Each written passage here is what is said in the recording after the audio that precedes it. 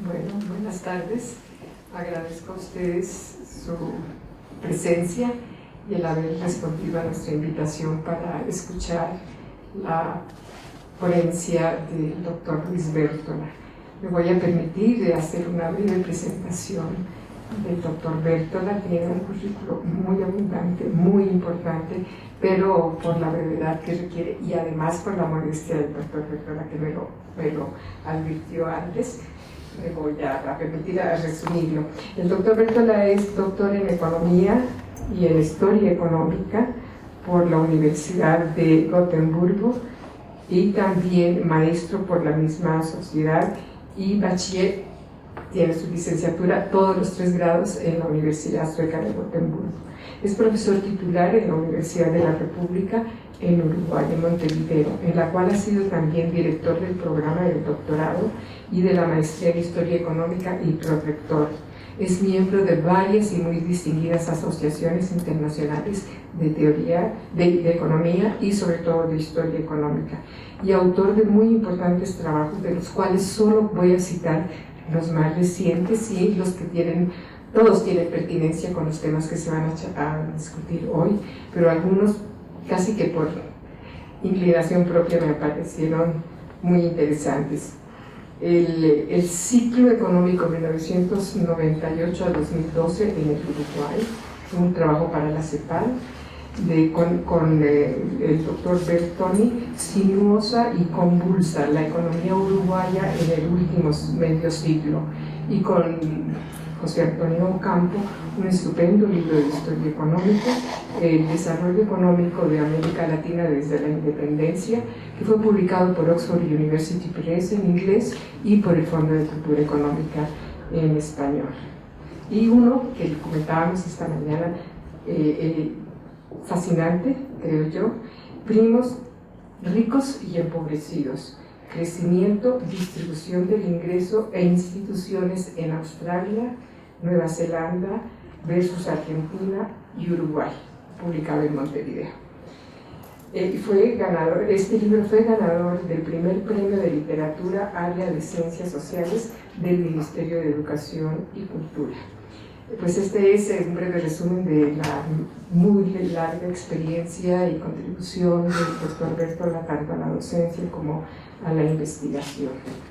Sin más, quiero decir que la organización de estas charlas y de estas conferencias es el exponente usa 1 hora o 45 minutos y inmediatamente pasamos al público para que hagan los comentarios y las preguntas que crean pertinente. Muchas gracias. Por favor, Luis, y agradezco también al doctor Puchel su presencia aquí, que va a organizar el debate.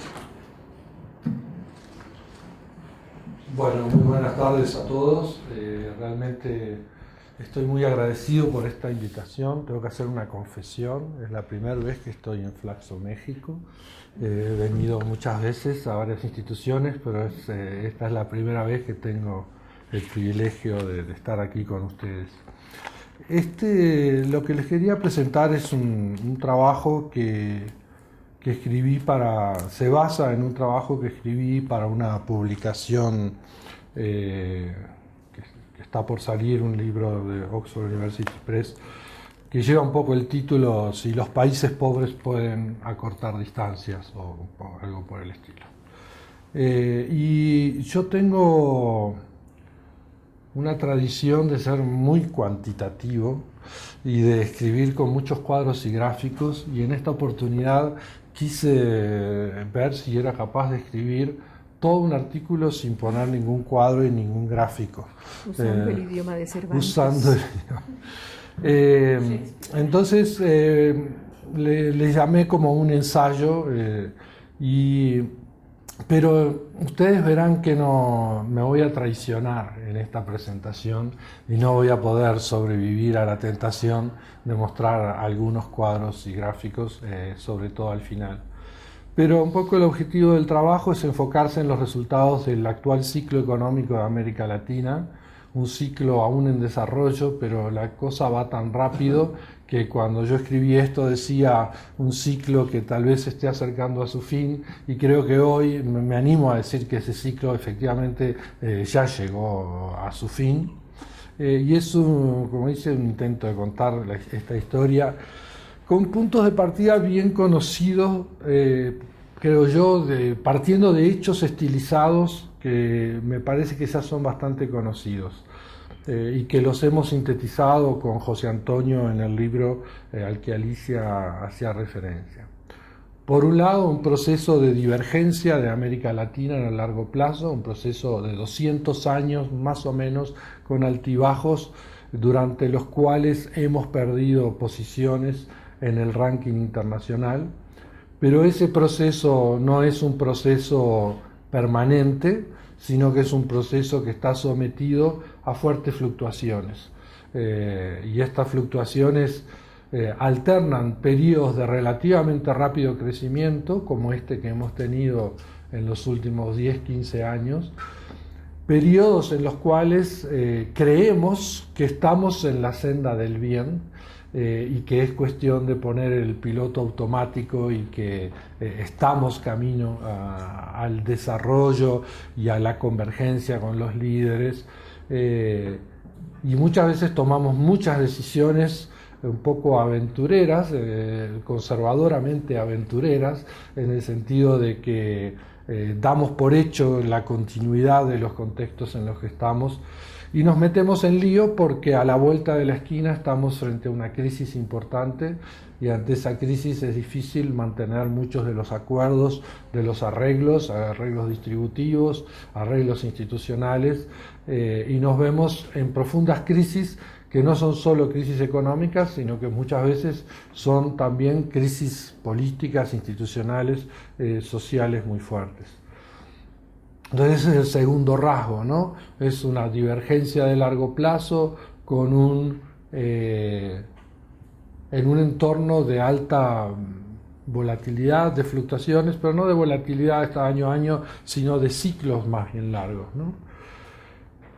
Luego tenemos esta característica de esta América Latina. Cada vez que nos ponemos a hablar de América Latina nos preguntamos si efectivamente podemos hablar de América Latina. Creo que hay elementos en común que nos permite hablar de América Latina. Yo me animo a decir, no tenemos en América Latina ningún país desarrollado, y ahora después iré un poco a este tema del desarrollo. Creo que tenemos muchos elementos en común, pero también debemos reconocer que hay enormes diversidades y que esas diversidades han sido también sumamente persistentes a lo largo del tiempo. Y otra característica a destacar es esto de los altos niveles de desigualdad, en lo que me voy a concentrar bastante en esta exposición. Y creo que venimos justamente de un ciclo de sobreoptimismo. Creo que hace 2 años todavía estábamos, tal vez no tanto ustedes en México, ¿no? Pero sobre todo no es cierto, pero habla de las diferencias, pero sobre todo en el sur de América Latina hemos vivido que realmente unos 10-15 años de mucho sobreoptimismo, de expectativas muy altas, con la idea de que estábamos en un proceso de 25 años de crecimiento sostenido y de acorte de distancias, ¿no? Eso, hasta hace 1 año, 2 años, Martín, que es uruguayo y que nos visita muy a menudo, puede dar testigo de que ese era el estado de ánimo, digamos, ¿no? ¿Qué me pasó aquí? Entonces creo que hoy estamos a fuerza de golpes en una situación más realista. No sé qué quise poner acá. Mi preocupación, debe querer decir ahí, es mostrar las profundas raíces de este proceso de divergencia económica de América Latina a largo plazo, y los diversos aspectos de este proceso de desarrollo que hay que enfocar simultáneamente para poder obtener un proceso de crecimiento más o menos sostenido. Y acá me gustaría pausar un poco y decir, bueno, a ver, ¿qué entiendo yo por desarrollo, por convergencia y por catching up? pues me parece que es importante. En esta cuestión de locura y de sobreoptimismo, parecía que ser desarrollado era alcanzar los $18.000 de ingreso per cápita y entrar a la OECD, ¿no? Parecía como que ser desarrollado es pasar determinado nivel a partir del cual uno ya dio el examen, es doctor o es magíster o es desarrollado, ¿no? Creo que es una noción sumamente perversa. Entonces a mí me gusta decir, bueno, ¿qué es el desarrollo? Es poder ser capaz de manejar y de reproducir los mejores avances científicos, tecnológicos, organizacionales, institucionales de una época determinada. Es poder convivir en la frontera en distintos aspectos y poder reproducir esa frontera, poder mover esa frontera, porque el desarrollo no es algo que se logra de una vez y para siempre. Hay muchísimos ejemplos históricos de reversión del desarrollo. Y el desarrollo es un concepto histórico, es un concepto relativo. Es cierto que asociamos un conjunto de variables muy específicas y niveles absolutos para hablar del desarrollo económico moderno en términos de educación, urbanización, ingreso per cápita y cosas por el estilo. Pero creo que de ahí en más creo que tenemos que pensar en el desarrollo no como niveles absolutos, sino como una realidad cambiante en un entorno también muy interactivo y muy competitivo. Entonces, el problema es que si uno no maneja y no es capaz de reproducirse en la frontera, va a tener siempre una propensión muy fuerte a quedar atrás. Y quedar atrás no es solamente ser envidioso y ver que otros están mejor. Quedar atrás es perder poder, es perder conocimiento relativo, es perder capacidades políticas, es perder influencias en muchos sentidos. Entonces, esto de querer converger no es una cuestión de envidia, es una cuestión necesaria para poder estar a la altura justamente de reproducir estas mejores prácticas. Y creo que también el concepto de convergencia y de catching up es peligroso porque uno puede pensar que lo que uno tiene que hacer es copiar y reproducir exactamente lo que hacen los países líderes. El problema es que si uno piensa así, cuando llegue a reproducir eso, los países líderes van a estar en otro lado y además uno no va a estar respondiendo a sus verdaderas capacidades y posibles trayectorias. Entonces, el tema de la convergencia y del catching up es un concepto esquivo. Uno converge, es un poco abstracto, pero uno converge hacia un lugar diferente de donde están ahora aquellos con los que uno quiere converger. Entonces, creo que es un ejercicio complejo de acortar distancias, de aprender, pero también de construir trayectorias propias. Puede que sea un poco obvio todo eso, pero me parecía que era importante aclarar este sentido de qué es estar retrasado y a qué nos referimos con pretender converger. Hay 4 aspectos, yo aquí quiero mezclar elementos que tienen que ver con periodos históricos y con determinantes importantes de nuestro desempeño de largo plazo. Y voy a hacer referencia a debates más bien que están muy presentes en los debates entre historiadores económicos y entre economistas del desarrollo, pero sobre todo entre historiadores económicos de América Latina.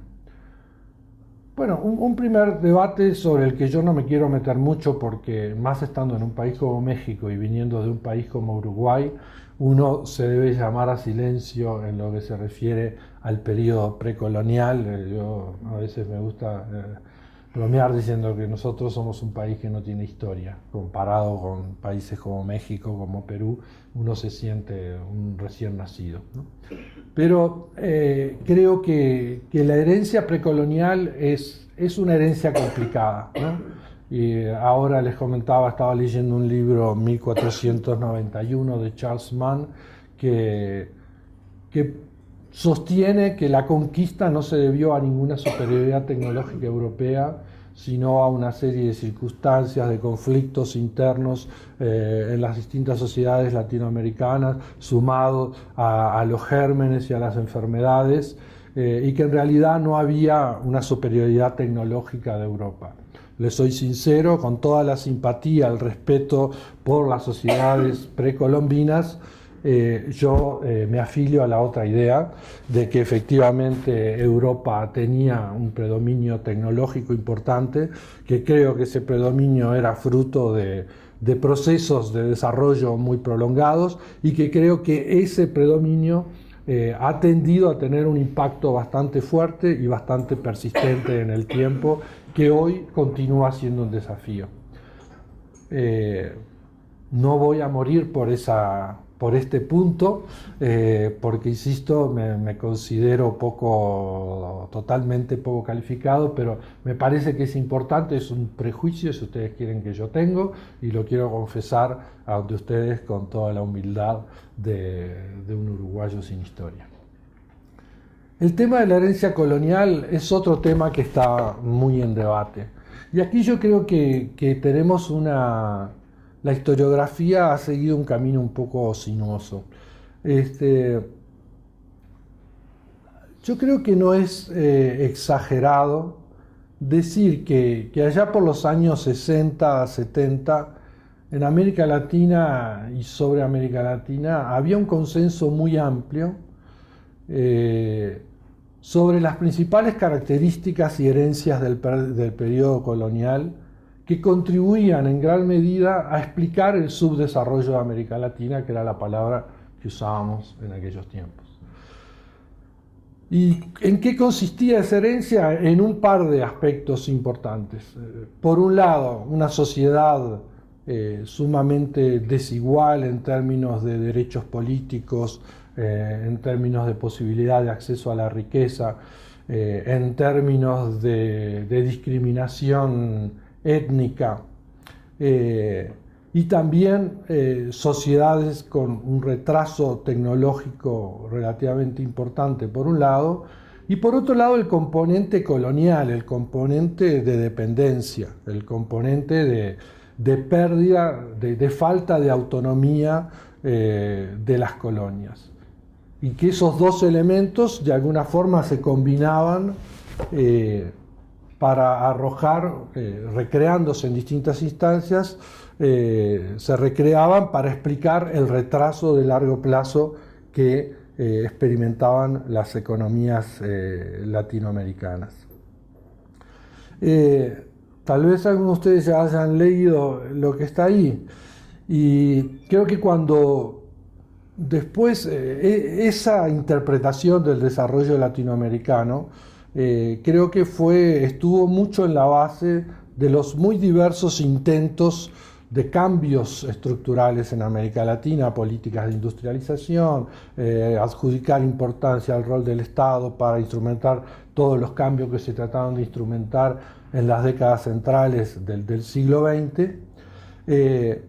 Y luego, cuando a partir de los años 80, 90, la atmósfera cambió radicalmente y lo que pasó a predominar era que las políticas públicas y las políticas de industrialización eran las verdaderas explicaciones del rezago que vivía América Latina en la década del 70, 80, todas estas interpretaciones históricas medio que desaparecieron. Lo importante no era la colonia, lo importante no era el desarrollo primario exportador de finales del siglo XIX, lo importante no eran la debilidad del Estado o cosas por el estilo, sino que lo importante eran los excesos que habían cometido las políticas públicas, dándole al Estado un peso enorme y llevando adelante la promoción de sectores que no eran competitivos y que expropiando o bloqueando el desarrollo de aquellos sectores que debían ser competitivos. Como todos sabemos, esas políticas de reformas estructurales dieron algunos resultados en términos de crecimiento, pero dieron pocos resultados en términos de desarrollo, generaron mucha desigualdad, no lograron revertir las tendencias a las crisis permanentes y cíclicas de América Latina, dejando muchas veces en situación de creciente pobreza. Y ahí, a la crítica de estas nuevas corrientes, a la crítica digamos, de las reformas estructurales, viene el neoinstitucionalismo, ¿no?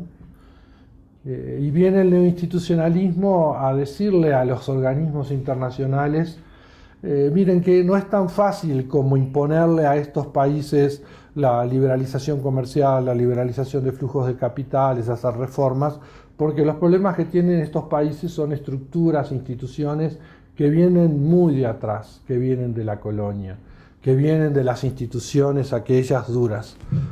Y creo que al hacer esto los neoinstitucionalistas redescubren una historiografía de América Latina, pero descubren una parte nomás de la historiografía, redescubren las instituciones domésticas y se olvidaron totalmente del otro componente más de interdependencia, ¿no?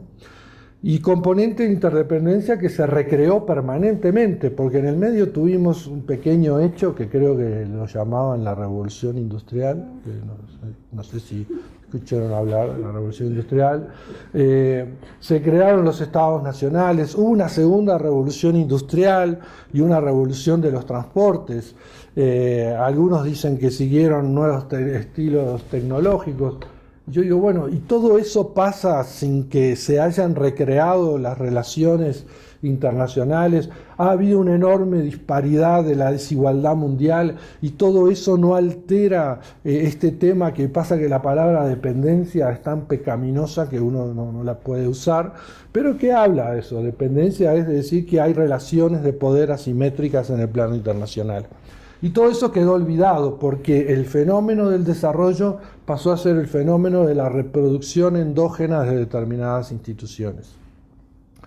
Pero bueno, yo insisto, creo que la herencia colonial ha pesado, pero se ha recreado permanentemente en estos dos planos, el de las instituciones extractivas, el de sociedades sumamente desiguales en términos de derechos políticos, en acceso a la riqueza, y en el plano internacional. Porque cuando hablamos de desigualdad en América Latina y cuando hablamos de desigualdad en el mundo de hoy, no podemos dejar de hablar de una desigualdad interna de nuestros países y una desigualdad internacional.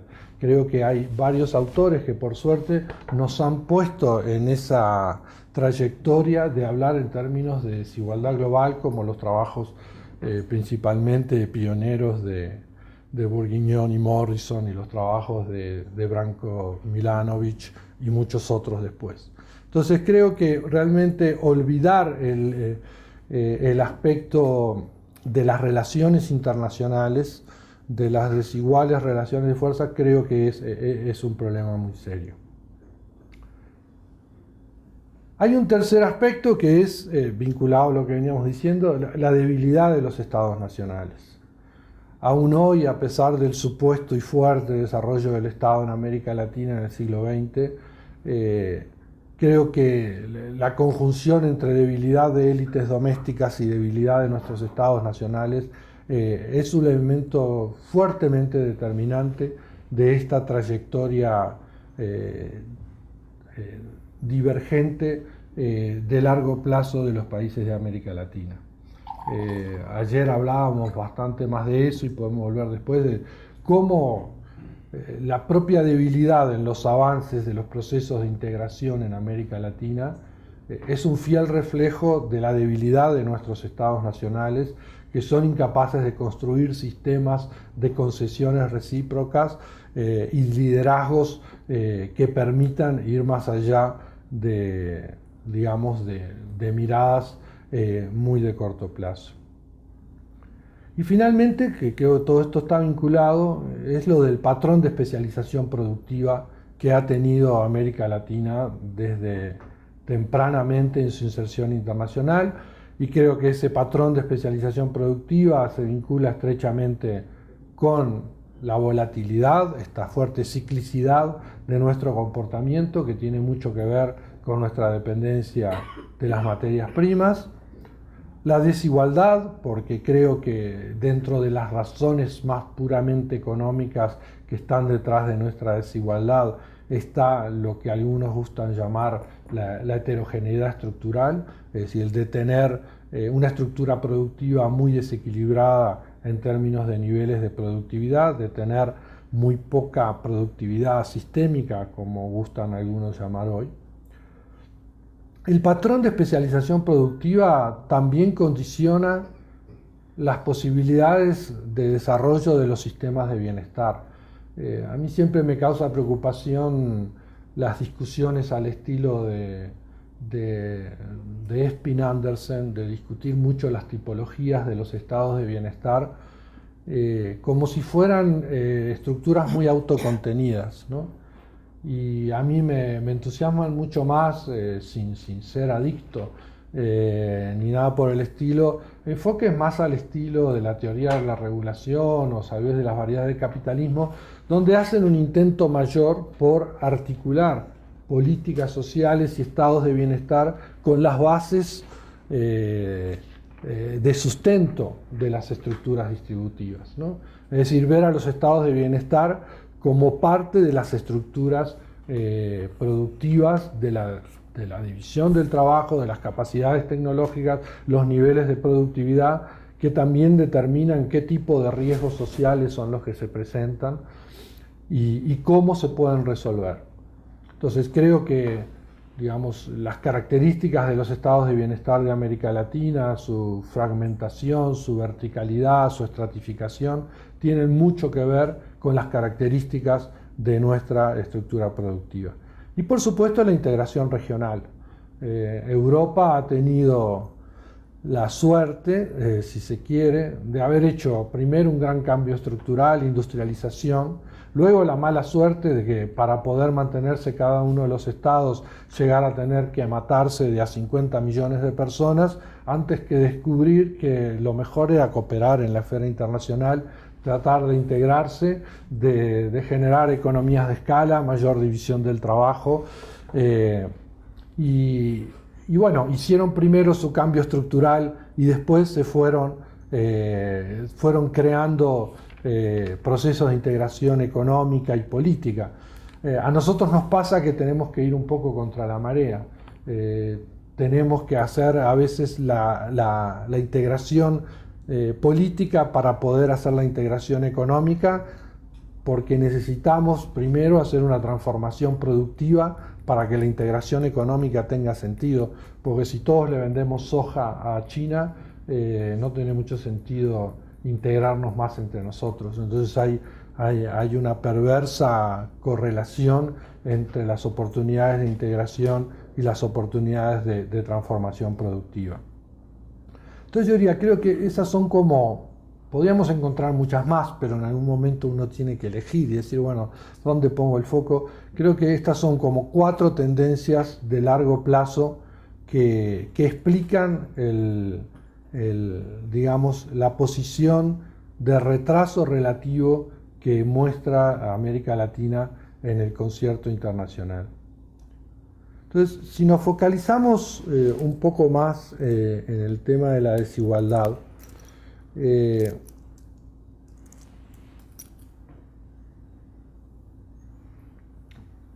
creo que a veces sucumbimos demasiado ante determinados indicadores y usamos el Gini para arriba y el Gini para abajo y creemos que con eso estamos diciendo un montón de cosas y en realidad no estamos diciendo absolutamente nada.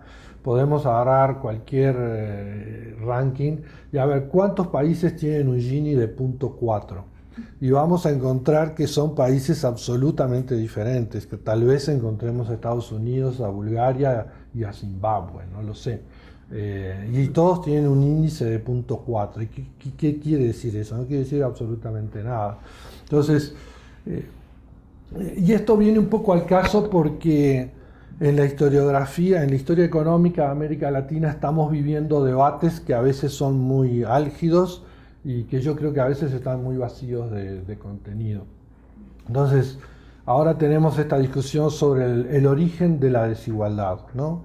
Entonces tenemos esta visión de los neoinstitucionalistas que enfatizan mucho, como yo decía, recogiendo una enorme herencia insistiendo en que América Latina desde los orígenes muestra patrones muy fuertes de desigualdad. Y ahora parece ser que colegas nuestros, muy queridos colegas nuestros, y ahora miro a Graciela porque los dos somos muy amigos de Jeff Williamson y es un tipo genial que todo el tiempo nos está provocando con nuevas ideas, pero Jeff empezó con una idea un poco rara, decir, América Latina no era tan desigual en los tiempos de la colonia.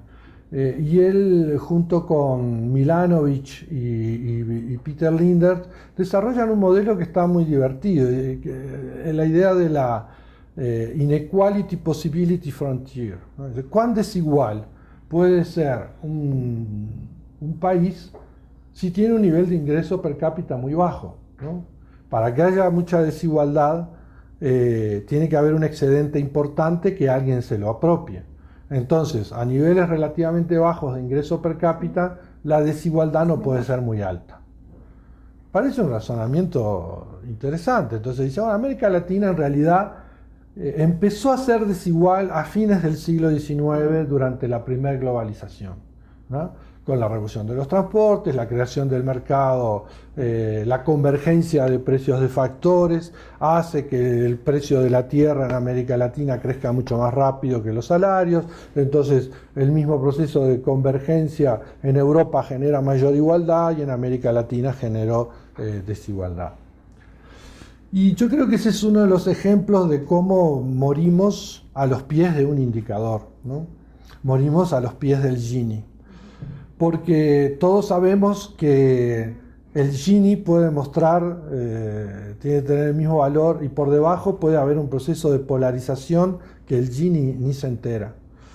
Entonces, yo creo que eso es un poco, porque llegar a decir que en América Latina no había desigualdad, cuando tenemos 25% de población esclava, cuando tenemos el 60 y algo por ciento de población indígena que no tiene acceso a propiedad de la tierra, que no tiene acceso a derechos cívicos, que no, es decir, parece una cosa tan forzada, ¿no? Parece una cosa realmente muy forzada. Pero sin embargo, yo con esto no quiero descalificar totalmente las ideas de Williamson porque creo que son interesantes. Y lo que nos muestran esas ideas es que efectivamente durante el siglo XIX en América Latina hubo una recreación total de las relaciones de poder. Aparecieron nuevos sectores, estuvieron las reformas liberales que crearon los verdaderos mercados de tierras, que crearon nuevas reestructuras bestiales de la propiedad como las que ha vivido Colombia en las décadas estas recientes de enormes transferencias de recursos vinculados entonces yo creo que efectivamente el tema de la desigualdad es un tema de muy larga duración, aunque se recrea permanentemente. Entonces, me parece que también la idea aquella no institucionalista de una igualdad que desde el origen fue siempre igual, me parece igualmente nociva, ¿no? Es decir, la idea de que la desigualdad es un fenómeno o de fines del siglo XIX, o como dicen otros que la desigualdad aparece con la industrialización, ¿no? Que es con la industrialización que aparecen los grandes procesos de concentración en América Latina, creo que son elementos nocivos. Entonces, a mí me gusta más la idea de concebir la desigualdad de América Latina como una característica estructural permanente, como un elemento estructural permanente, pero que sin embargo está sometido a muy fuertes fluctuaciones en distintas coyunturas históricas donde hay cambios muy importantes, tecnológicos, comerciales, de actores políticos, y que a lo largo del siglo XX también hemos vivido enormes procesos de muy radicales cambios distributivos, pero que siempre chocan con estas barreras estructurales últimas que determinan estas características de la desigualdad. Entonces, prefiero ver a la desigualdad en América Latina, por un lado, como una cuestión estructuralmente alta, pero fuertemente fluctuante, donde aspectos económicos pesan, pero también donde aspectos político-institucionales están permanentemente jugando un rol importante.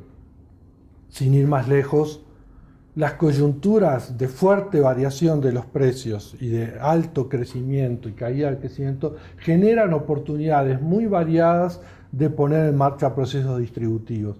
Hoy estábamos hablando al mediodía que a mí una cosa que siempre me llamó la atención, o no, la descubrí hace poco, no siempre me llama la atención, pero que desde que la descubrí no ha dejado de llamarme la atención, es el rol de los precios del cobre en el socialismo chileno, en la coyuntura de Allende, que creo que a veces se dan esos momentos de mucha afluencia de recursos que exacerban las luchas distributivas, que generan expectativas de procesos políticos importantes y que después, cuando se revierten, generan situaciones complicadas.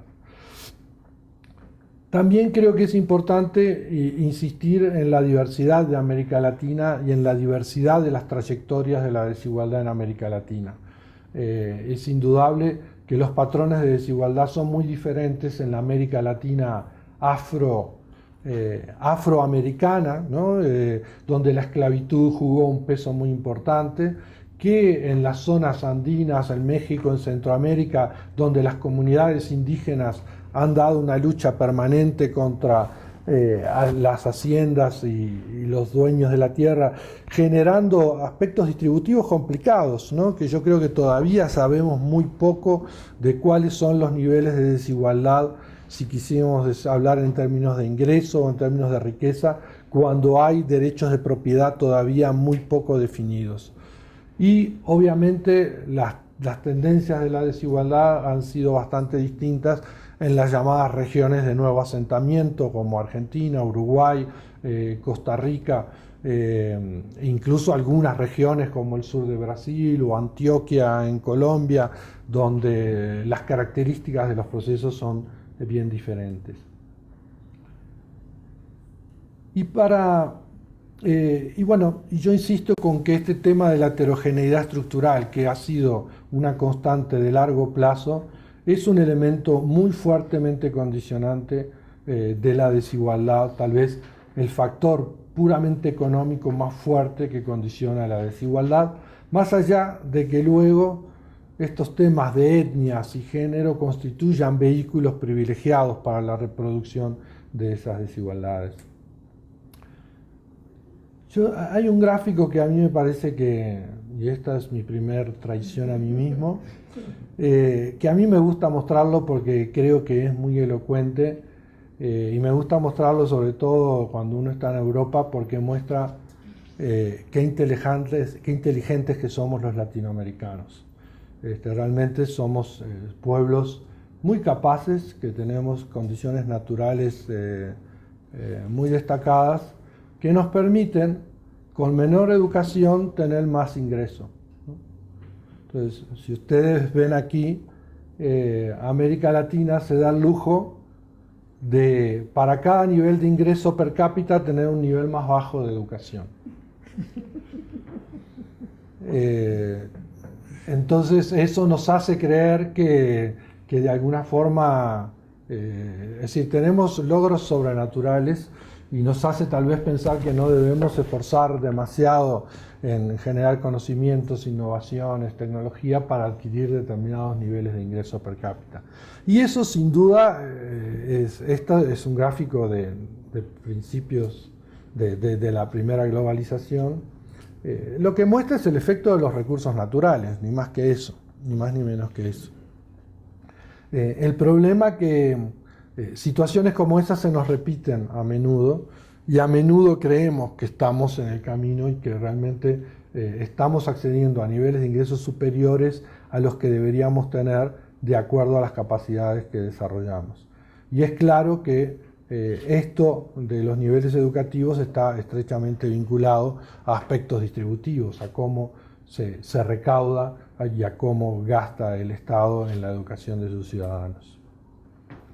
Entonces, esto era todo la previa, digamos, ¿no? Es decir, bueno, si queremos mirar el ciclo actual, ¿qué hacemos? Nos ponemos los lentes para mirar de cerca y vemos lo que pasó ahora. Entonces yo lo que quería decir, bueno, vamos a ver lo que pasó en los últimos 10, 15 años, no en México, sino en el resto, a la luz de esta larga historia. Yo sé que fue un poco exagerado la previa, pero creo que es importante partir de eso. Y acá me voy a seguir traicionando, ¿no? Entonces voy a poner ahora énfasis en qué pasó con las estructuras productivas de América Latina en este ciclo de 10, 15 años de fuerte crecimiento.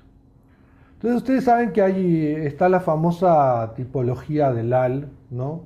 Que ubica a los países según su especialización en bienes primarios, en bienes basados en intensivos en mano de obra, en ingenierías, en economías de escala o cosas por el estilo. Esa tipología ha sido muy usada, pero hay que reconocer que tiene serios problemas. Primero, a toda actividad primaria la considera de baja tecnología. Y creo que todos sabemos que eso no necesariamente es así, que hay actividades primarias que incorporan mucho cambio tecnológico, ¿no? Y también sabemos, ustedes en particular saben, que uno puede exportar bienes de alta tecnología sin agregarle demasiado, ¿no? La maquila es un poco ese ejemplo, ¿no? Entonces uno pone a los países exportadores de maquila en este ranking del AL y aparece que son una maravilla, y sin embargo no lo son tanto porque forman parte de cadenas de valor, cadenas productivas cuyos núcleos más dinámicos están ubicados en otros lados. Entonces, a partir de eso han habido un sinnúmero de intentos de construir índices alternativos que midan un poco mejor este tipo de el desempeño de la estructura productiva. Y en esto yo no voy a hacer nada original, simplemente voy a reproducir unos trabajos que hicimos con Fernando Isabela y Carola Saavedra, dos colegas uruguayos, que hicimos para este trabajo de la CEPAL, analizando el último ciclo de la economía uruguaya, pero aquí tenemos datos de todo el mundo, y lo que hacemos es reproducir algunas metodologías que, por ejemplo, han usado Hausman y Rodrik y muchos coautores, que es decir, bueno, por ejemplo, esto de la sofisticación exportadora, ¿no? Ese trabajo bien empírico que ellos hacen de decir, bueno, los países ricos exportan, saben producir de todo un poco, porque saben producir bienes de países pobres, pero sobre todo se especializan en la producción de bienes de países ricos. Y los países pobres se especializan en la producción de bienes de países pobres. De alguna forma los países devienen lo que exportan, ¿no? Entonces uno puede construir estos indicadores diciendo, a ver, a quién le exporto, qué tipo de bienes. Es una cosa muy empírica, pero los resultados parecen ser consistentes, ¿no? De que según la correlación entre lo que muestra este índice y lo que muestra el ingreso per cápita es bastante coherente. Y lo que vemos de este último ciclo en América Latina es que si bien hemos mejorado, sobre todo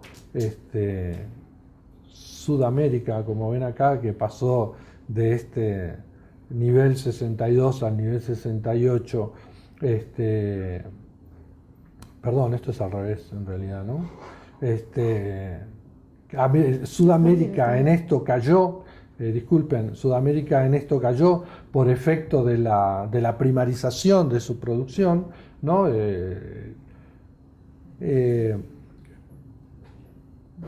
Se mantiene en una posición bien mala en el ranking, y América Central y México acá aparecen mejorando un poco sus posiciones. Hay otra... ¿Esto se me fue?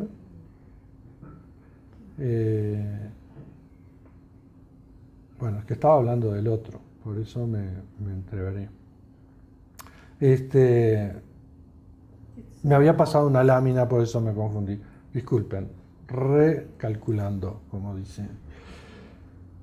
En este índice de sofisticación exportadora, América del Sur aparece mejorando un poco en el ranking, pero igual se mantiene a una larga distancia de los países líderes y de muchas otras regiones que han hecho un importante catching up. América Central y México también hacen ciertas mejoras, pero siguen estando más abajo. Aquí veíamos cómo realmente este índice y los ingresos per cápita de los distintos países se correlacionan bien. Esta es otra forma de hacer, le llaman el método de los reflejos, que lo que dice es que un país debe exportar bienes más o menos selectivos, pero que los otros países que exportan esos bienes también deben ser un poco selectivos en los bienes que exportan, es decir, que uno forma parte de un grupo reducido de países que exportan esos bienes, lo que denota cierto nivel de especialización, y uno puede seguir iterativamente repitiendo ese ejercicio muchas veces, ¿no? ¿Qué países exportan qué bienes, si son exclusivos, y si los países que exportan esos bienes son exclusivos, y si los países que exportan, y así repite uno, y va construyendo este indicador que lo único que hace es mostrar un ranking, y como vemos, igualmente en este ranking hay ciertas mejoras, pero seguimos estando sumamente atrasados. Y si uno mira la correlación entre el indicador que produce este ranking y el PIB per cápita de los países, vemos que ajusta bastante bien, como que parece ser una buena representación. En síntesis, hay otros ejercicios que ha hecho gente de la CEPAL con matices de esta metodología, y todos arrojan cosas parecidas, y es de que a pesar de este ciclo tan bueno que hemos vivido, no hemos podido cambiar nuestro patrón de especialización y no hemos podido mejorar la forma en la que estamos insertos en la economía mundial. A mediodía estábamos discutiendo qué concepto de productividad debemos usar. Este es un concepto de productividad del trabajo, y lo que vemos es que en este último largo ciclo también, a pesar de este gran desempeño, América Latina no ha podido hacer ningún importante catching up en términos de productividad, a pesar, insisto, de que vivimos un ciclo de auge bastante marcado, mientras vemos otras experiencias de las que hablamos tal vez hasta demasiado, como la de Corea o la experiencia de Finlandia. También vemos la experiencia de China, que es muy fácil hacer catching up cuando uno viene desde tan abajo, pero también es cierto que hay áreas de la economía china que están creciendo muy rápido, y aunque haya todavía un gran desierto de baja productividad. Yo me permito tomar el ejemplo del pequeño Uruguay, porque creo que este gráfico refleja bastante bien una característica común a los países de América Latina, y que creo que refleja la combinación de los límites que nos impone nuestro patrón de especialización productiva, y explica en buena medida el carácter cíclico de nuestras economías. Entonces, la síntesis de esto es la línea roja que ustedes ven aquí.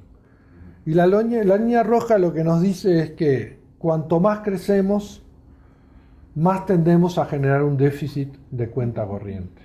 Esta es una máxima cepalina de toda la vida, no es ninguna novedad. El asunto es que se sigue reafirmando, ¿no? Entonces, la pregunta era, ¿estamos rompiendo con la historia? ¿Estamos cambiando el patrón de desarrollo? Entonces, esta es una secuencia temporal. No le voy a contar la historia de los últimos 50 años de Uruguay. Digamos, en la década del 90 tuvimos un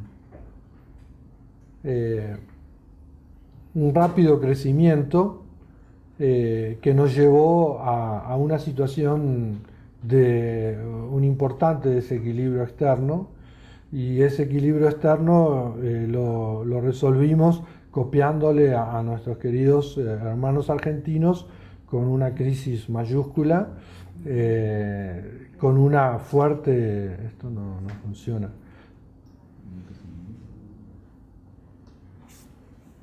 Sí, debe funcionar. Acá está. Es que se te perdió. Dale suavecito. Suavecito. Entonces resolvimos el fuerte... Suave. La fuerte crisis de desequilibrio externo con una fuerte contracción económica que ustedes ven aquí, en la crisis del 99-2002, en la que logramos generar superávit para pagar nuestras deudas, reduciendo significativamente la tasa de crecimiento. A partir de eso empezamos a crecer y ahí por el año 2003-2007 recuperamos los niveles anteriores a la crisis del 2001-2002 con cierto equilibrio. Y a partir de entonces fue que hemos vivido estos últimos años de crecimiento entre el 5 y el 6% anual, llegando a construir un déficit de cuenta corriente del 6% del PBI. Ahora, cada crisis es distinta a otra, ahora empezamos a hacer la reversión y los pronósticos para este año y para los próximos 5 años es que vamos a crecer ¿a cuánto? Al 2% anual. Es decir, no podemos decir porque todos los meses va bajando algún punto. Mucho más que México. Por ahí. Pero lo importante es un poco el contraste con lo que se venía viviendo y con las expectativas que se habían generado, y todos los pronósticos hablan de que pasamos, y ahí dejemos este ejemplo del pequeño Uruguay, que creo que igual es bastante representativo de una dinámica general. A ver cuáles son nuestras perspectivas, ¿no? Y las perspectivas son una nueva etapa en la que se está hablando de que América Latina va a crecer entre el 1 y el 2% anual. Le tenemos que sacar las cápitas, ¿no? Entonces estamos todavía un poco más abajo. Y esto lo que significa es que yo creo que prácticamente no va a haber catching up con los países desarrollados. No vamos a tener un proceso fuerte de acorte de distancias en los próximos años, ¿no? Entonces, el asunto es si volvamos al tema de la desigualdad, porque uno de los grandes logros de esta última década es que nosotros tenemos a América Latina en una paradoja a nivel mundial, ¿no? Mientras en todas partes Piketty se hace famoso porque dice que la desigualdad viene creciendo, en América Latina estamos creciendo mucho y con reducción de la desigualdad. Entonces la pregunta es, ¿nosotros podemos mantener este ritmo de reducción de la desigualdad con tasas de crecimiento más bajas? ¿Cuáles son los impactos sobre la heterogeneidad estructural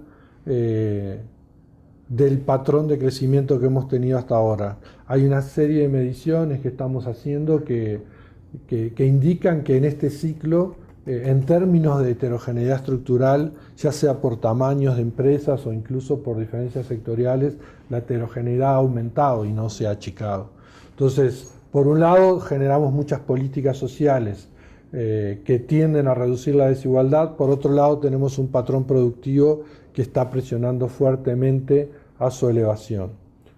Con tasas de crecimiento más bajas, podemos tener políticas importantes de reducción de la desigualdad. Aquí uno le lleva a pensar en estas famosas ecuaciones de Piketty y los pronósticos que hace Piketty de que cuando la tasa de crecimiento es muy baja, los ingresos del capital tienden a ser mayores que tienden a crecer más rápido que el crecimiento global, entonces genera una tendencia distributiva a favor del capital, una distribución funcional, llamémosle regresiva. No sé si eso funciona en América Latina porque Piketty menciona en algún momento el caso particular de las rentas de los recursos naturales, pero obviamente no es el eje central de su trabajo, él está muy focalizado en los países desarrollados, pero nosotros tenemos que tener en cuenta ese elemento que determina, entonces yo creo que es un elemento que nos va a jugar un poco en contra. Yo no he tenido tiempo de hablar acá de las perspectivas de precios de commodities y cosas por el estilo, es un tema muy grande. Entonces la pregunta es, bueno, si en un periodo de auge no pudimos cambiar las estructuras, si vamos a un proceso en el que no vamos a crecer tanto, en el que no van a haber tantos recursos para hacer políticas sociales y donde las estructuras productivas se mantienen reproduciendo las mismas tendencias, las perspectivas parecen ser un poco creo que ya he hablado demasiado. Entonces, para tratar de cerrar un poco esto, la respuesta inicial es si hemos cambiado el patrón de desarrollo histórico.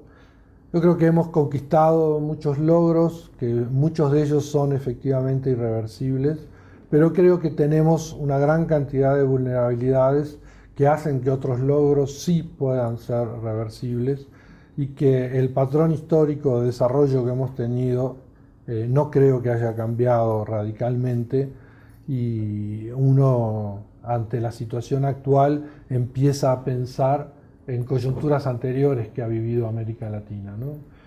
Cómo vivimos los años 20 y qué nos pasó después, cómo vivimos los años 60 en muchos países, cómo vivimos los años 80 después del fuerte crecimiento de la década del 70.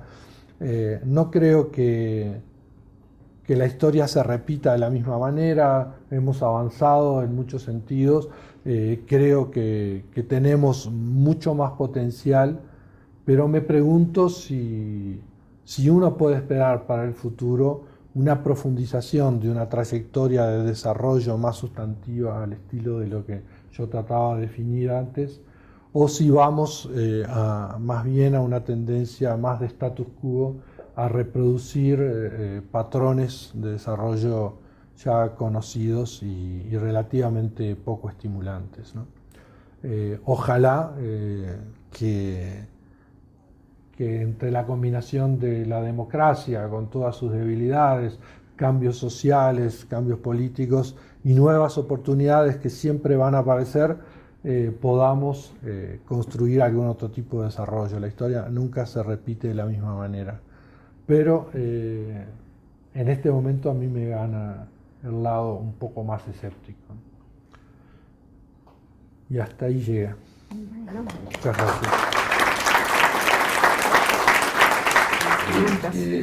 Podemos abrir una ronda de preguntas, comentarios. Les digo que cada uno que intervenga sea breve para que haya mayor posibilidad para todos. Y pienso que lo mejor tal vez sea ir recogiendo, Luis, algunas preguntas por bloques que vaya respondiendo. Entonces, estamos tomando esas preguntas. Bueno, muy buenas tardes. Soy Marisol de la Maestría en Ciencias Sociales. Yo me he quedado un poco con ese sentimiento y esa duda, ¿no? Es decir, poniéndonos a pensar en América Latina, ¿qué elementos podemos rescatar o en qué elementos podemos pensar para tener esta alternativa de salir de este modelo de desarrollo en América Latina que se ha ido replicando y replicando, que nos permitiría de alguna manera vincularnos hacia el comercio internacional de una manera muy distinta, que varíe básicamente de nuestra exportación de materias primas? Y de alguna manera me pongo a pensar en el tema institucional, es decir, ¿será que el fortalecimiento de nuestras instituciones, salvaguardando obviamente todas las diferencias en América Latina, podrán permitir de alguna manera este cambio? Sí, caricaturizando un poco pues el auge que se registró en América Latina recientemente, pues fue un auge del precio de las materias primas, y eso permitió una redistribución del ingreso, que es el caso de Brasil, y cuando se cayeron los precios de las materias primas, pues se acabó la fiesta. Pues eso era el modelo primario exportador de hace muchos años. Luego vino un periodo de sustitución de importaciones muy exitoso y al mismo tiempo muy satanizado después a raíz del liberalismo y neoliberalismo. Y ahora hay por lo menos en México, poco a poco, pero va creciendo la idea de reindustrializar el país, y hay muchos obstáculos por todos los acuerdos que hemos firmado y todos los tratados que hemos hecho, pero la vía es lo que han hecho los países asiáticos para poderse desarrollar, es pues una política deliberada de intervención del Estado y crear reindustrializar, crear ganadores, recoger lo positivo y no hacer lo negativo de la etapa de sustitución de importaciones. Obviamente nos enfrentamos a una serie de trabas que no tuvieron los países asiáticos cuando hicieron su camino, pero pues si seguimos haciendo lo mismo, pues vamos a tener los mismos resultados. Gracias por responderle a la compañera. Buenas tardes, gracias por la conferencia, y me sumo a partir del comentario de José porque tengo dos dudas ligadas a lo siguiente, digamos. No creo que haya un solo patrón, sino más bien variantes que se van repitiendo y sucediendo y combinando a lo largo de la historia de América Latina. Pero sí, en relación concretamente a lo que decía José, una de las dos es esto. Para poder pensar en, incluso, no hablemos de industrialización a mansalva, al estilo décadas atrás, sino incluso a través de cadenas de valor, y lo digo no porque yo lo desee, sino porque aparecen propuestas de gobierno concretas de las elecciones de los últimos años. Me refiero en Brasil, en Argentina, aparece esto, cadenas de valor e industrialicémonos por esta vía. ¿Hasta qué punto esto no está reñido con los acuerdos de integración de libre comercio y de desregulación en términos generales? Y si esto está reñido, en efecto, supondría revisar el marco de acuerdos internacionales. No estoy hablando con esto patear el tablero, pero la pregunta es justamente esta: ¿no habría que revisar los acuerdos internacionales a nivel comercial, a nivel financiero, etcétera? Esa es una de las dos preguntas. La segunda es la siguiente: si el conjunto del empresariado, o la mayor parte del empresariado, el capital que opera localmente en los países de América Latina, tiende a especializarse en estos nichos que fueron descritos, que la ha descrito la CEPAL a lo largo de toda su historia, es ahí donde tienen sus objetivos, sus intereses de corto, mediano y en muchos casos de largo plazo también, porque es ahí donde hacen el negocio, y con esto no hago un juicio moral, sino económico. Ahí está el negocio. Ahora bien, ¿qué actor o qué actores serían los que impulsarían un cambio de especialización productiva como base del criterio de desigualdad si aquellos que manejan los medios de producción no están interesados en hacerlo, puesto que tienen su negocio en la actual forma de inserción? Y digo, cada vez no hablemos de cuando se intromete el Estado, que irrita la piel de más neoliberal, pero incluso formas de fiscalización parcialmente más progresivas han generado convulsiones sociales muy importantes. El caso de Argentina en el 2008, pero también Ecuador este mismo año, que quiso poner un impuesto a la herencia y casi se le va el país de las manos. Está bien, había otros problemas, no digo que fue nada más que por esto.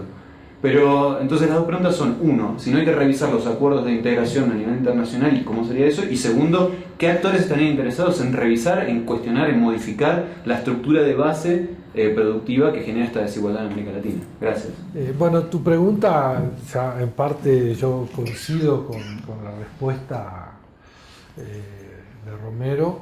Es una pregunta muy amplia y ojalá todos pudiéramos tener respuestas claras, pero yo coincido plenamente en que tenemos que tener el derecho de equivocarnos en el intento de cambiarlo, ¿no? Las empresas privadas, los modelos, estos se equivocan de muchas formas. El Estado y sus políticas tienen derecho a equivocarse.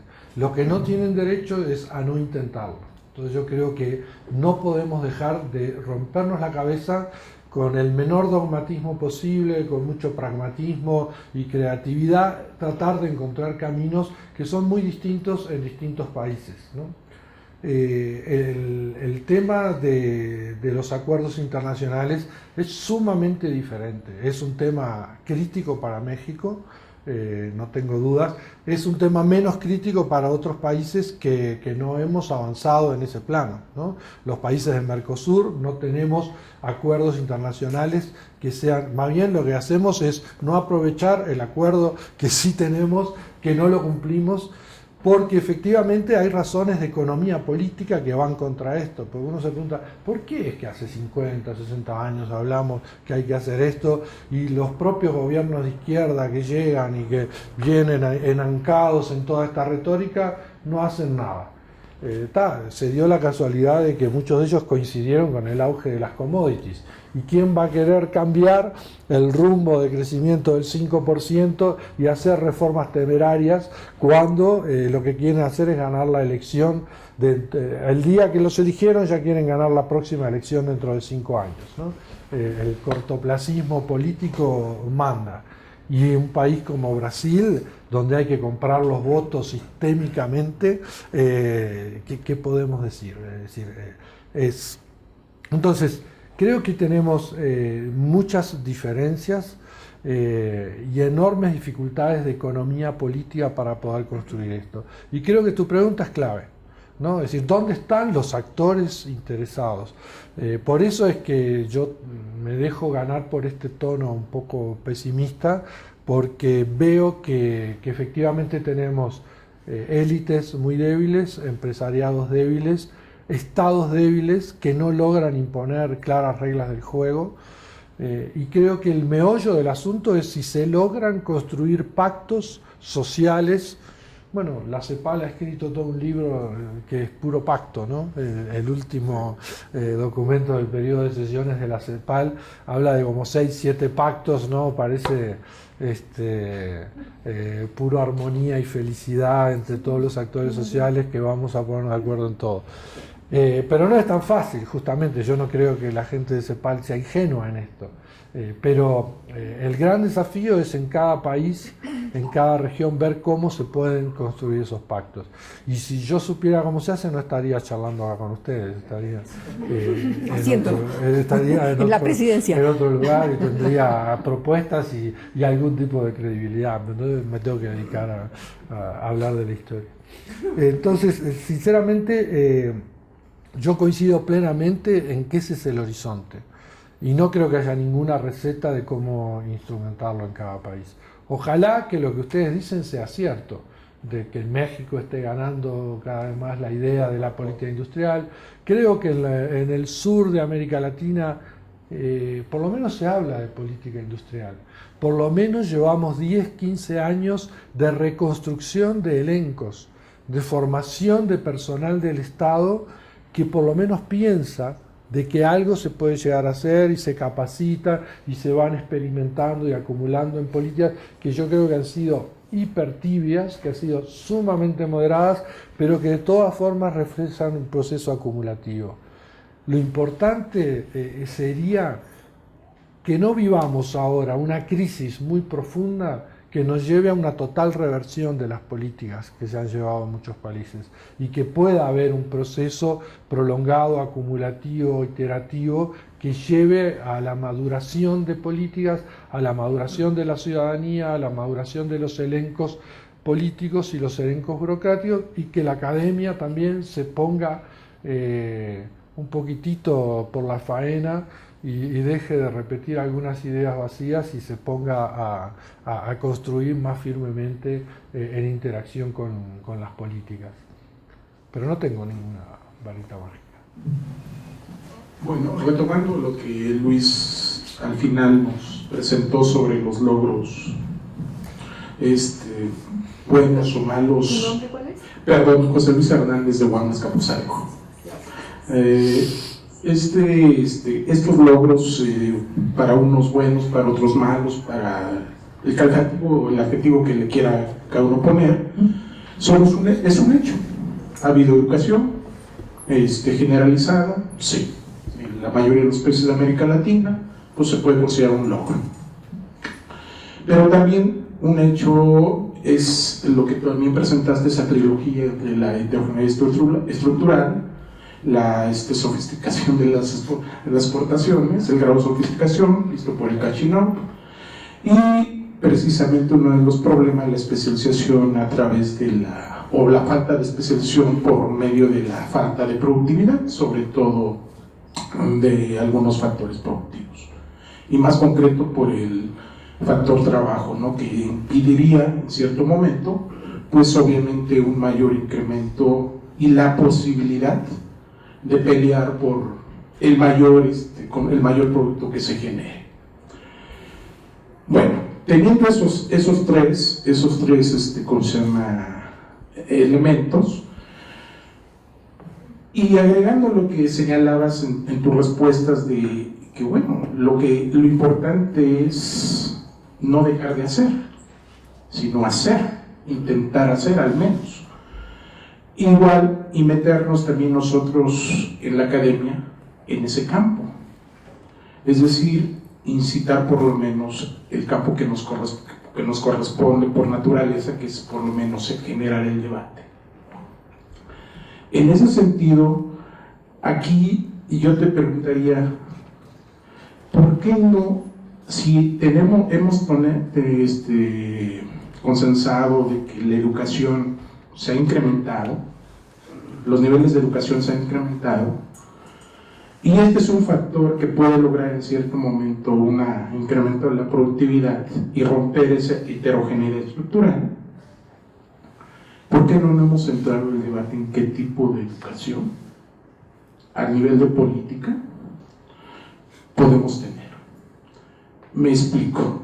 Recientemente ayer un artículo de Pascal Beltrán en Excelsior apuntaba muy atinadamente, dice, bueno, estamos hablando de la reforma educativa, la reforma X, pero nos centramos en lo superficial y no nos centramos en qué tipo de educación puede ser la pertinente para que podamos crecer.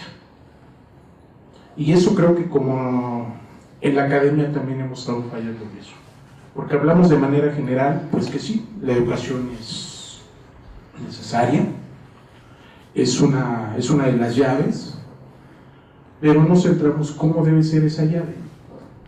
En ese sentido, y no para que tengamos la llave mágica, sino para más bien ir moldeando esa llave en el campo que nos corresponde. Entonces, en ese sentido, ¿qué tipo de educación, de acuerdo con los estudios que has realizado, consideras que sería pertinente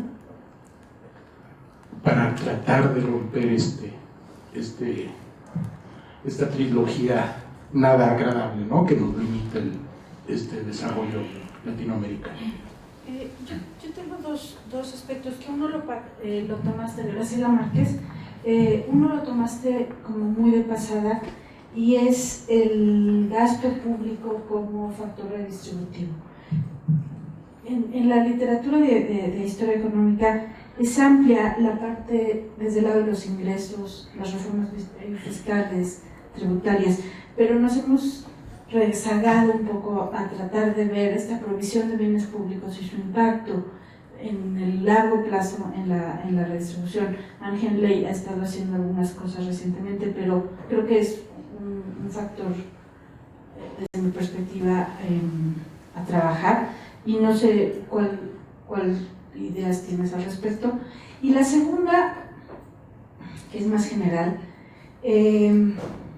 a mí me gusta pensar al revés de ti, que no hay élites tú dices débiles, sino al contrario, que justamente la fortaleza de las élites es lo que les permite reproducir el patrón del que se benefician. Entonces, como que, ¿qué pasa si lo pensamos al revés? Gracias. Sí, yo quisiera como complementar lo que acaba de sugerir Graciela. Nunca he visto claro eso de que es un Estado fuerte, que ojalá tuviéramos un Estado fuerte, que tenemos o no tenemos élites débiles. Yo creo que lo que necesitamos es Estado legítimo, y por legítimo, obedecible y aceptable. Y creo que lo que tenemos son estados no legítimos y que tiene que ver algo con la estructura social, etc.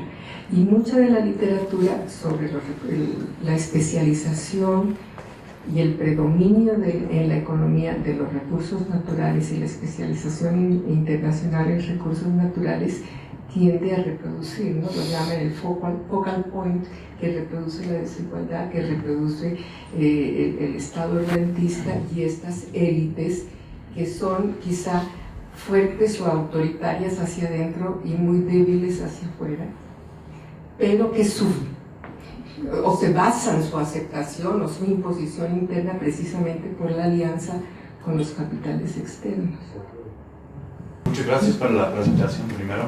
Y al principio de la presentación usted estaba diciendo que el desarrollo siempre tiene que venir primero de las instituciones y después viene la parte de la economía. Y entonces, bueno, mi pregunta es que cuando hay un auge de las commodities y hay muchas rentas de todos los estados que tienen muchos recursos naturales, ¿cómo pueden aprovechar de estas rentas a lo mejor? O sea, muchos países están haciendo inversiones en educación, hay mucha conversación sobre los, no sé cómo se dice en español, disculpe, los CCTs, las transferencias condicionales y todo esto, o también se puede invertir en la política industria. O sea, ¿cómo usted piensa que un Estado debería de invertir estas rentas cuando hay una huelga de commodities? Bueno, antes de las tres preguntas estas me habían quedado un par de las anteriores. Uno es el comentario de que paradojalmente, a pesar de todo el pesimismo que tenemos y la rabia que muchas veces tenemos por lo poco que hemos hecho en materia de integración regional, yo creo que se abre una coyuntura más favorable a la integración regional en América Latina de lo que era la del último ciclo, ¿no? Por las mismas razones económicas, ¿no? Hay menos oportunidades para el comercio de commodities, hay más necesidad de encontrar vías alternativas de desarrollo y, bueno, mediando 1000 problemas políticos, tal vez los estímulos sean un poco mayores para el avance de la integración en la nueva coyuntura. Y otro comentario sobre este tema de las cadenas de valor. Es un concepto que yo lo entiendo y entiendo muy bien esto de moverse hacia arriba y moverse hacia los núcleos, pero me genera por otro lado una reacción negativa porque seguimos estando únicamente enfocados en los circuitos exportadores. Y la experiencia del periodo de las reformas liberales, de las reformas estructurales, perdón, es que hemos tenido un enorme desempeño, un gran desempeño de las exportaciones, pero hemos tenido una economía doméstica que no acompañó de ninguna manera. Y las tasas de crecimiento fueron bajas en el agregado y el aumento de la desigualdad estructural fue marcado y el aumento de la desigualdad del ingreso también. Entonces, yo entiendo esta idea de las cadenas de valor, de que tenemos que movernos a partir de nuestras commodities, de nuestros recursos, en una cadena ascendente y mejorar, posicionarnos mejor en los núcleos. Pero creo que no podemos dejar de pensar en el 80% restante de la economía, de donde pueden surgir nuevos sectores exportadores y donde es necesario transformar radicalmente el sector de producción de servicios, de la educación, del comercio y de un montón de aspectos. Entonces, me gusta un poco porque parece ser, tal vez a veces me parece que es más de lo mismo, esto de lo de las cadenas de valor. ¿Perdón? Bueno. Hay que hacer política de alianzas. Sobre el tema del gasto público, creo que es bien sabido esto de que América Latina no reduce entre, digamos, antes y después del gasto público, prácticamente no reduce los niveles de desigualdad. Y eso se debe a distintos elementos, en parte a la calidad de las políticas y también en parte al nivel del gasto. Es un poco lo que tu buen amigo también, Peter Lindert, le llama la paradoja de Robin Hood, ¿no? Es decir, los pobres son los que necesitan más recursos para hacer políticas y son los que menos recursos tienen. Y los ricos son los que tienen más recursos para hacer políticas sociales y bajar la desigualdad. Es terrible paradoja. Pero ese es el problema que también está en la pregunta que yo me hacía. ¿Podemos seguir reduciendo la desigualdad si no aumentamos el nivel de ingreso per cápita y si no seguimos creciendo? Porque se necesita ampliar fuertemente la base imponible para poder hacer políticas sociales y redistributivas, ¿no? Entonces, no sé si apuntabas un poco a eso. Obviamente también la redistribución se puede hacer con la política fiscal. No creo que haya que elegir entre una y otra, se puede jugar en los dos campos. El tema de las élites, sí. Yo cada vez que digo que nuestras élites son débiles, yo siento que estoy mintiendo. Pero yo creo que tú diste la respuesta correcta. Es decir, a mí, como yo insisto bastante en esto, incluso cuando hablamos de desigualdad, cuando hablamos de crecimiento, no podemos perder la perspectiva comparada. Bueno, nuestras élites en el concierto internacional son muy débiles, ¿no? Son muy débiles en el potencial competitivo. Y no estoy hablando como élite a un empresario particular que es muy exitoso en su particular negocio. Estoy hablando de la élite como clase social, si se quiere, como grupo, como la clase capitalista o junto con la burocracia del Estado, los sistemas educativos, lo que querramos. Esa élite, ese conjunto de la élite es muy débil para poder liderar procesos de transformación.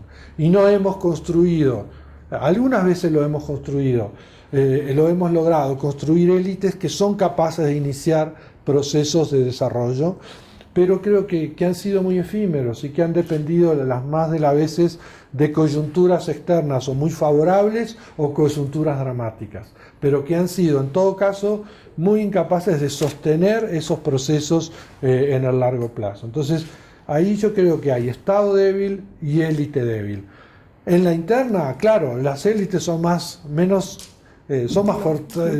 poderosas que los sectores marginales, pero somos en general economías débiles y estados débiles.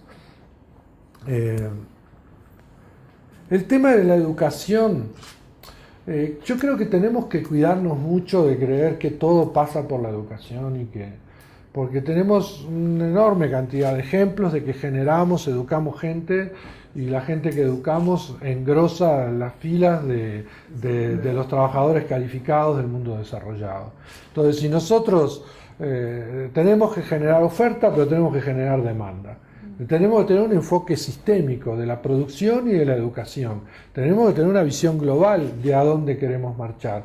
Porque yo puedo elegir educo, pero no por educar gente voy a generar sectores económicos, ¿no? Entonces, ahí es donde otro aspecto más donde tiene que haber un gran pacto social, de donde podamos caminar articuladamente en distintas áreas de planes de desarrollo, ¿no? No sabemos qué va a pasar. Es cierto, es muy difícil educar a la gente para dentro de 20 años, pero es parte de la historia, saber que tenemos que educar gente con cierta flexibilidad, sistemas educativos que den capacidades y sistemas educativos que tengan componentes fuertes de interacción con el sector productivo.